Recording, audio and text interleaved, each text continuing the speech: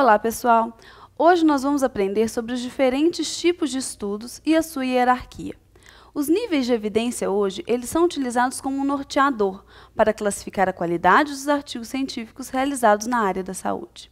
Então, a gente encontra na literatura científica diversos modelos de estudos. Esses estudos observacionais, eles podem ser classificados em estudos retrospectivos, onde a gente encontra os estudos de caso e os casos-controle, os estudos transversais, que são os estudos de prevalência, quando a gente quer determinar a prevalência de uma determinada doença em uma população, por exemplo, quanto da população está com diabetes ou quanto da população é hipertensa, e os estudos prospectivos, que são os casos de incidência, que são os estudos de taxa.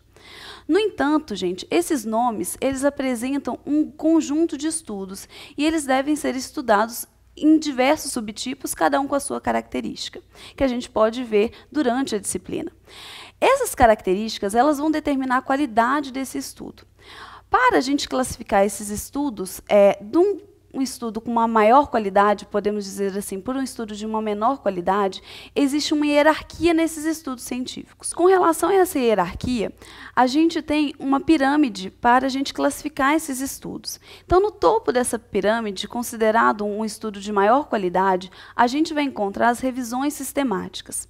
Essas revisões sistemáticas, elas utilizam basicamente os ensaios clínicos aleatórios para a construção dessa revisão. Então, um determinado autor ele vai escolher um tema e vai pesquisar na literatura científica diversos ensaios clínicos aleatórios para a construção dessa revisão sistemática. Abaixo, na nossa pirâmide, a gente encontra também outro estudo de uma ótima qualidade, que são os ensaios clínicos aleatórios. Esses ensaios clínicos aleatórios são estudos bem controlados. Normalmente, esses estudos eles têm uma alocação aleatória e randomizada. Então, os grupos eles são bem semelhantes, onde a única diferença entre eles é a intervenção. Esses estudos também são cegados. Então, o que é esse cegamento? O paciente, ou provavelmente as pessoas envolvidas nessa pesquisa, elas não sabem qual o paciente que está recebendo essa intervenção.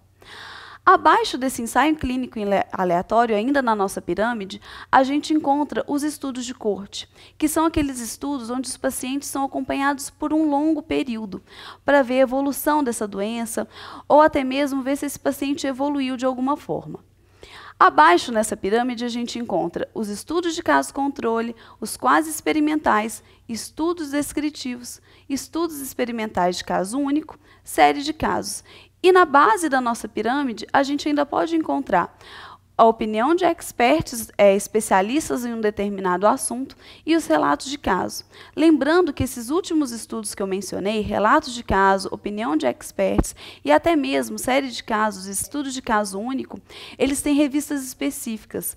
Antigamente eles eram bastante utilizados na pesquisa científica. Hoje, outros estudos, eles são mais utilizados, eles têm uma qualidade maior, que é o caso desse ensaio clínico aleatório, mas a gente ainda encontra na literatura científica esses estudos que eram bastante utilizados antigamente. Então, por hoje é só. Até o próximo encontro.